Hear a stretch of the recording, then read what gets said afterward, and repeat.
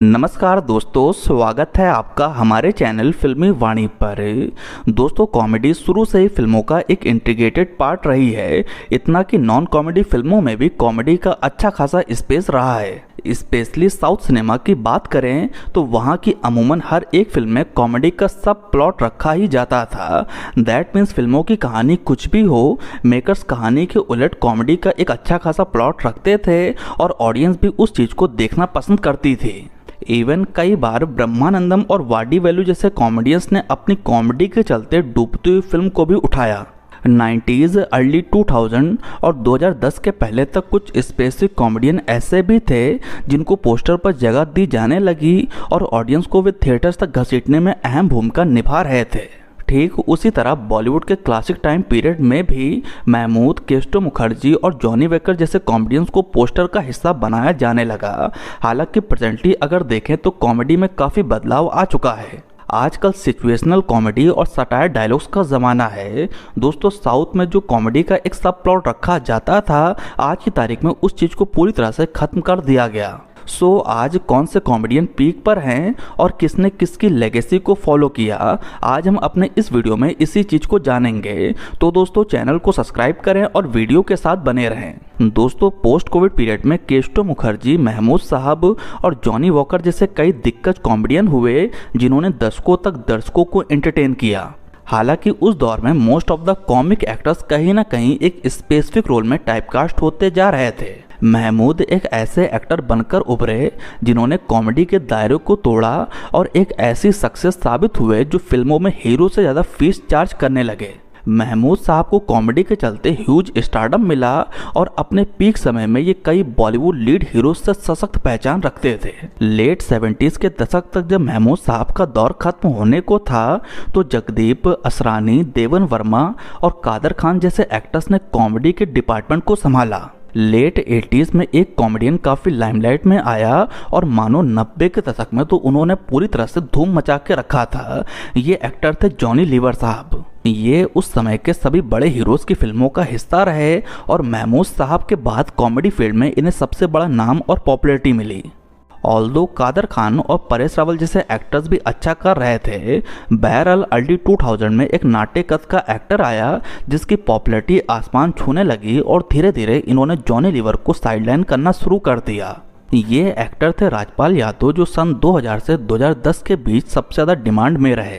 ये फेस बॉलीवुड में कॉमेडी फिल्मों का गोल्डन फेस माना गया और इस बीच हेरा फेरी, ढोल, धमाल, मालामाल वीकली, हलचल, हंगामा, गोलमाल, फिर हेरा फेरी, चुप चुप के, गरम मसाला और न जाने कितनी कॉमेडी फिल्में रिलीज हुई जिनकी आज भी अपनी एक कल्ट फॉलोइंग है।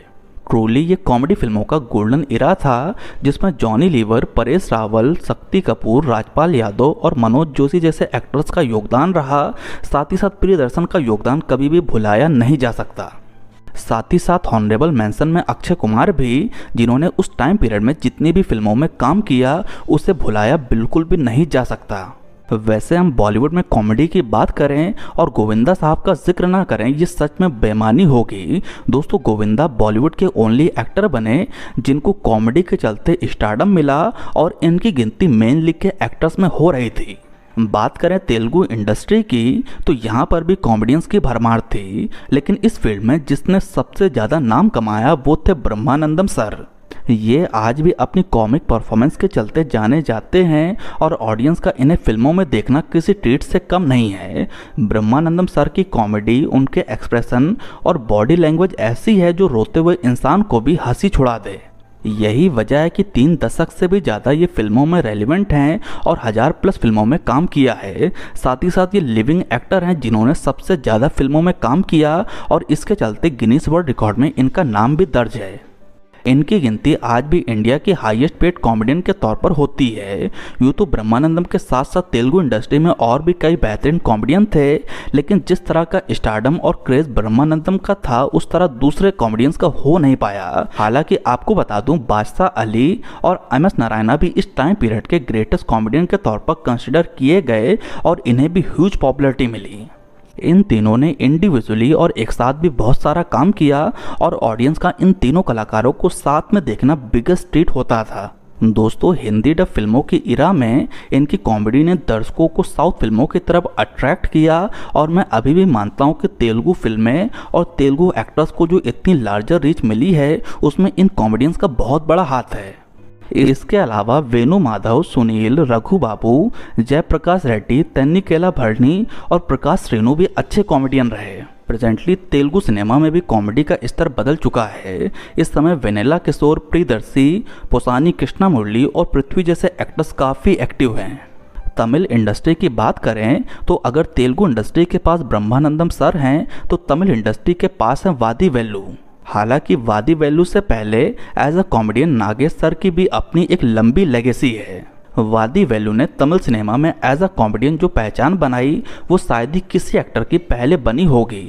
वादी वेल्लू की कॉमेडी, फेशियल एक्सप्रेशन और बॉडी लैंग्वेज इतनी उम्दा थी कि आज भी आप अगर इनकी फिल्मों के सीन देखोगे तो आप लोटपोट हो जाओगे। देश में कुछ भी हो जाए वादी वेल्लू के मीम्स सबसे पहले बनते हैं जो आज की तारीख में पूरी तरह से रिलेट भी करते हैं। आपको बता दूं 90s और अर्ली 2000 में ऐसा बहुत देखा गया कि तमिल की फिल्मों को तेलुगु में और तेलुगु की सुपरहिट फिल्मों को तमिल में रीमेक किया जाने लगा। ऐसे में ब्रह्मानंदम के सीन्स को तमिल में वादी वेल्लू और वादी वेल्लू के सीन्स को तेलुगु में ब्रह्मानंदम सर फिल्माया करते थे। वादी वेल्लू की गिनती तमिल सिनेमा के ग्रेटेस्ट कॉमेडियन में होती है और ये अपनी लगभग 30 सालों की लेगेसी लेकर आते हैं। इनके पीक समय में और भी अच्छे अच्छे कॉमेडियन थे, लेकिन वादी वेल्लू की कॉमेडी एक तरफ और बाकी एक्टर्स की कॉमेडी एक तरफ। ये रजनीकांत, कमल हसन, थलपति विजय, थला अजीत कुमार और उस दौर के सभी बड़े एक्टर्स की फिल्मों का हिस्सा बने। विवेक भी धीरे धीरे ग्रेटेस्ट कॉमेडियन के तौर पर तमिल फिल्मों में अच्छी खासी जगह बना चुके थे। विवेक स्पेशली अर्ली 2000 के बाद कई बड़ी बड़ी फिल्मों का हिस्सा बने। दोस्तों इन नामी एक्टर्स के बीच सूरी भी धीरे धीरे फिल्मों में काम कर रहे थे और आगे चलकर ये तमिल सिनेमा का एक प्रोमिनेंट फेस बन गए। बहरहाल वादी वेल्लू की तरह कॉमेडी में जिस एक्टर को सुर्खियां मिलनी शुरू हुई वो थे योगी बाबू। दोस्तों वादी वेल्लू की लेगेसी को आगे चलकर योगी बाबू ने फॉलो किया। योगी बाबू तमिल सिनेमा के मोस्ट सेलिब्रेटेड और हाईएस्ट पेड कॉमेडियन हैं और आज की तारीख में सबसे ज़्यादा डिमांड में हैं। आप सोच के देखिए 2023 में इनकी 22 फिल्में और 2022 में इनकी 21 फिल्में रिलीज हुई। इसी से आप अंदाज़ा लगा सकते हैं कि इनकी कितनी पॉपुलैरिटी रही होगी। उधर कन्नड़ा इंडस्ट्री की बात करें तो साधु कोकिला कन्नड़ा इंडस्ट्री की कॉमेडी का सबसे बड़ा चेहरा बने हुए हैं। साधु कोकिला को लोग काफ़ी ज़्यादा पसंद करते हैं और इनकी किसी न किसी फिल्म को आपने डेफिनेटली देखा ही होगा। साधु कोकिला को भी कन्नड़ा इंडस्ट्री की बड़ी बड़ी फिल्मों में कास्ट किया जाता है और ये अपनी कॉमेडी की एक लंबी लेगेसी लेकर आते हैं। तो दोस्तों ये रहा आज का हमारा स्पेशल वीडियो। जी हाँ, दादा कोकिला साहब को हमने इसमें ऐड नहीं किया है क्योंकि हम बहुत ही जल्द उन पर एक डेडिकेटेड वीडियो प्लान कर रहे हैं। इनके अलावा अगर किसी कॉमेडियन एक्टर को हमने मिस किया हो तो नीचे कमेंट सेक्शन में अपनी राय ज़रूर दें। साथ ही साथ आपको हमारा ये वीडियो कैसा लगा ये भी नीचे कमेंट सेक्शन में ज़रूर बताएँ। दोस्तों अगर आपको मेरा वीडियो पसंद आया हो तो प्लीज़ लाइक करें, कमेंट करें और मेरे चैनल को सब्सक्राइब करें। आपका बहुत बहुत धन्यवाद।